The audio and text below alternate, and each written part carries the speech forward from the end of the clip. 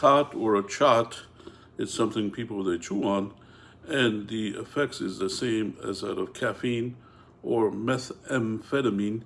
And what happens is the question is it halal or not? And the thing to look at is to see if a large amount of it causes a person to become drunk or intoxicated.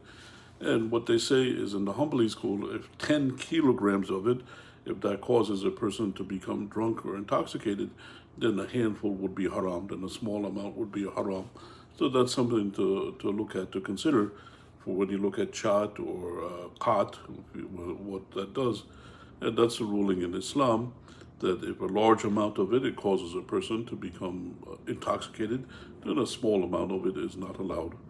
And so a person, they have to do more research on it, do more studies on it, if that's what happens when a person, they chew on the khat and the chat, if a large amount makes a person to that extent where they become intoxicated or high or drugged, or if that's not the case. Because it's a person, they can look at it as like caffeine. Caffeine, people, they have it all the time with tea and coffee and things like that. But if a person, if they make it in very strong doses of caffeine, it'll make the person very high and stimulated too much where they reach the point of drunkenness. And so that's the thing to keep in mind.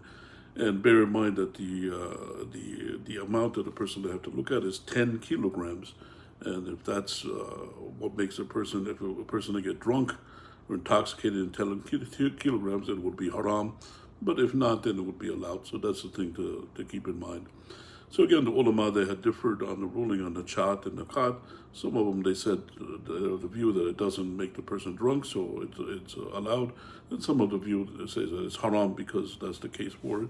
And more research has to be done to see if the 10 kilograms makes a person intoxicated or not. And Allah subhanahu wa ta'ala knows best. And if that is the case, if the person there is intoxicated with 10 kilograms or less, then it would not be allowed. It's something that's haram, just like khamr, like alcohol and wine, and Allah knows best. And may peace and blessings be upon Prophet Muhammad sallallahu alaihi wasallam.